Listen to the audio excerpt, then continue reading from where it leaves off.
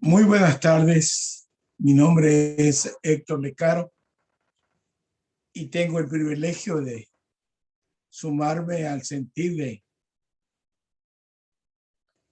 de la muerte de nuestra querida Marta. En esta ocasión nos hemos congregado para, con nuestra presencia, darle el último adiós a nuestra querida hermana Marta. Creo que en esta oportunidad todos nosotros somos conscientes o inconscientes en meditar en la realidad de la vida y la muerte. Y creo que nuestra reflexión nos lleva a concluir que todos, si el Señor no viene, vamos irremediablemente a experimentar la realidad de la muerte. Todos nosotros vamos a morir en determinado día. Ahora, es muy claro que hay muchas ideas acerca de la vida, así como también de la muerte. Muchos piensan más allá de lo de la muerte y hay muchas ideas que a veces causan confusión en vez de claridad. Hay muchos dogmas religiosos que no dejan de sorprender. Por ejemplo, hay los que piensan que después de la muerte el hombre se reencarna en un animal. Otros piensan que después de la muerte se va a un lugar a purgar sus malas acciones, un lugar especial. Otros piensan que después de la muerte todo se acaba.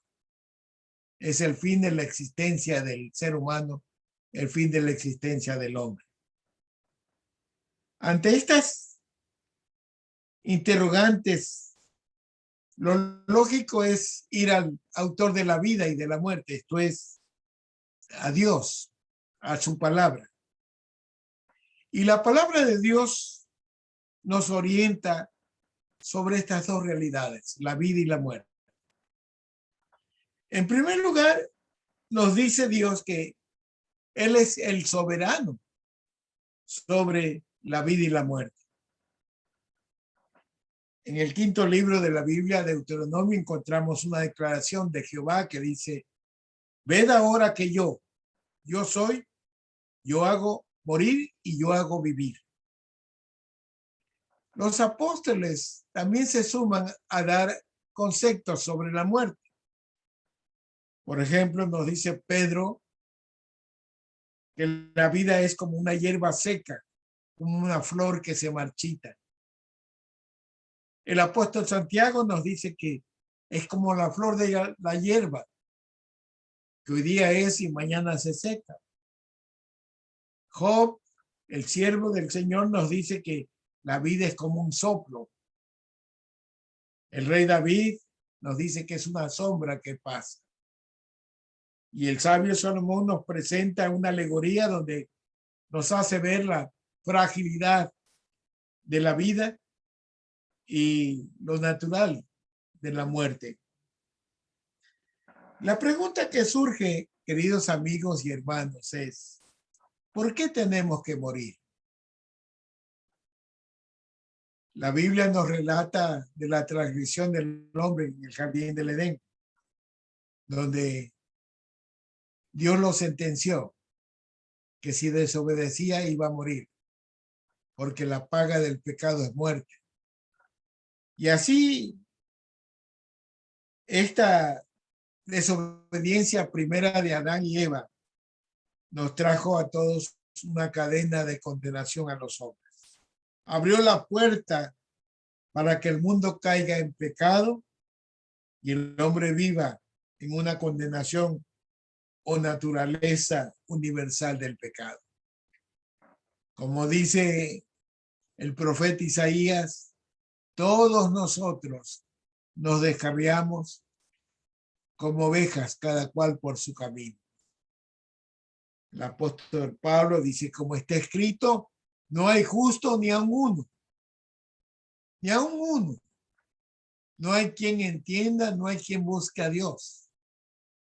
Todos los atajos para alejarnos de Dios los inventó Satanás, cuyo oficio es matar, hurtar y destruir. Terrible situación, la del humano. Sin embargo, a pesar de toda esta terrible situación,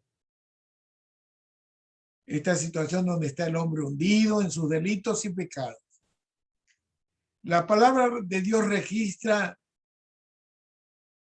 el plan de Dios para salvación. Efesios capítulo 2 nos dice, pero Dios, que es rico en misericordia, por su gran amor con que nos amó, aun estando muertos en pecados, nos dio vida juntamente con Cristo. Pero ahora en Cristo Jesús, vosotros que en otros tiempos estabais lejos, habéis sido hechos cercanos por la sangre de Cristo. Fue Cristo que se ofreció a sí mismo ir a la cruz y pagar el precio de nuestros pecados. Mucha gente no comprende el por qué Cristo fue a la cruz.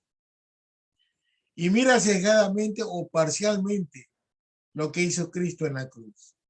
A veces miramos los latigazos, las blasfemias, las mofas, los clavos clavados en sus pies y en sus manos, la corona, la gente que hincó su sien, pero nos saltamos o no comprendemos el verdadero sacrificio de Cristo. Cristo tenía que pagar ante la justicia del Padre lo que los hombres habíamos cometido, es decir, los pecados que habíamos cometido. Y fue en la cruz del Calvario que con su sacrificio el Padre no quiso ver los pecados que Cristo llamaba, como que dio las espaldas. Y Cristo lanza un grito angustioso. Dios mío, ¿por qué me has desamparado? Fue precisamente en ese momento en que Cristo pagaba su pecado y mi pecado ante la justicia de Dios en la cruz del Calvario. Por eso el profeta Isaías, 730 años antes de que muera Cristo, escribió esta profecía acerca del sacrificio de Cristo. Despreciado y desechado entre los hombres, varón de dolores, experimentado en quebranto, y como que escondimos de él el rostro, fue menospreciado y no lo estimamos. Escuchen esto. Ciertamente llevó él nuestras enfermedades y sufrió nuestros dolores, y nosotros lo tuvimos por azotado, por herido de Dios y abatido. A ser herido fue por nuestras rebeliones, molido por nuestros pecados. El castigo de nuestra paz fue sobre él, y por su llaga fuimos nosotros curados. Dios tiene un plan de amor y misericordia para el hombre. Dios quiere salvar a la humanidad de la condenación que trajo el pecado.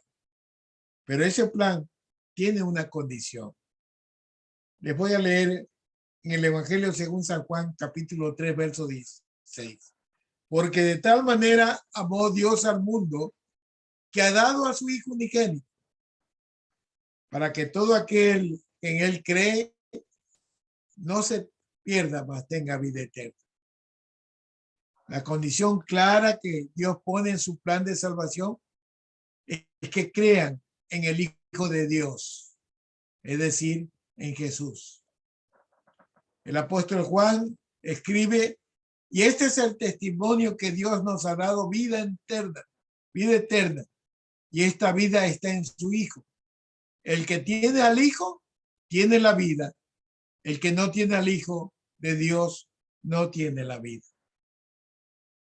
Nuestra querida hermana Marta puso fe en el dador de la vida, Cristo Jesús. Y desde que aceptó al Señor, ella vivió en el sendero de la vida, de la salvación.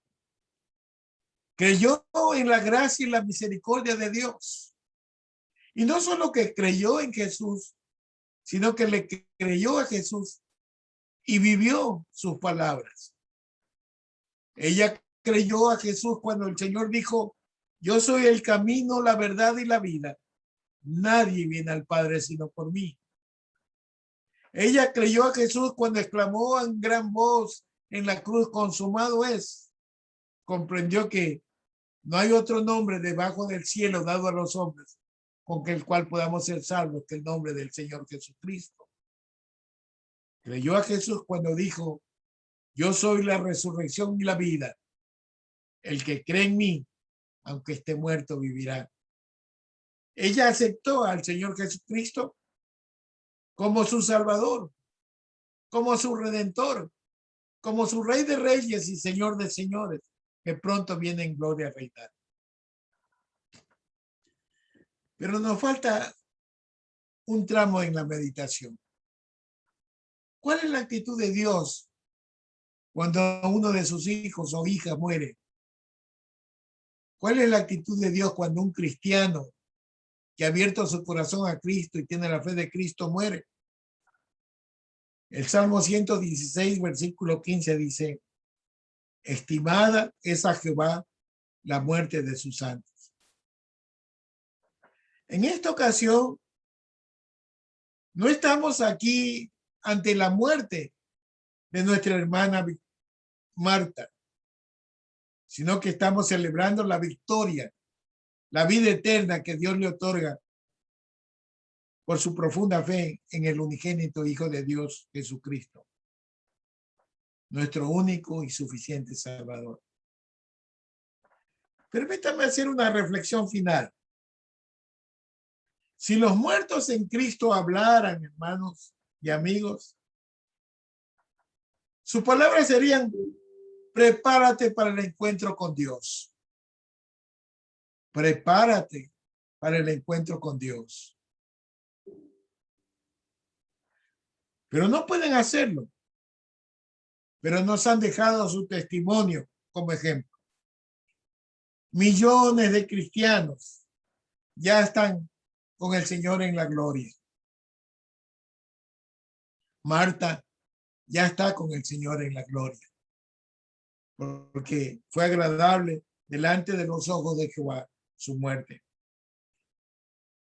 Y ese testimonio de los que han muerto en Cristo y se han ido con el Señor nos da una pauta para nuestro proceder. En la carta a los Hebreos nos dice lo siguiente: por tanto, nosotros también, usted y yo, teniendo en derredor tan grande nube de testigos de los que han muerto en Cristo y están con el Señor, despojémonos de todo peso y del pecado que nos asedia y corramos con la paciencia la carrera que tenemos por delante, como lo hizo Marta en la fe del Señor. Puesto los ojos en el autor y consumador de la fe, el cual por el gozo puesto delante de él sufrió la cruz, menospreciando el oprobio, y se sentó a la diestra del trono de Dios, su Padre, a interceder por nosotros. Que el testimonio de Marta sea un incentivo para que nosotros meditemos en qué parte de nuestra vida estamos. ¿Nos estamos preparando para el encuentro con el Señor o estamos viviendo en la voluntad del enemigo de Dios, Satanás? Quiera el Señor que meditemos en esto. Yo estoy seguro que nuestra meditación de manera positiva será agradable ante el espíritu de Marta que está con el Señor. Que el Señor los bendiga.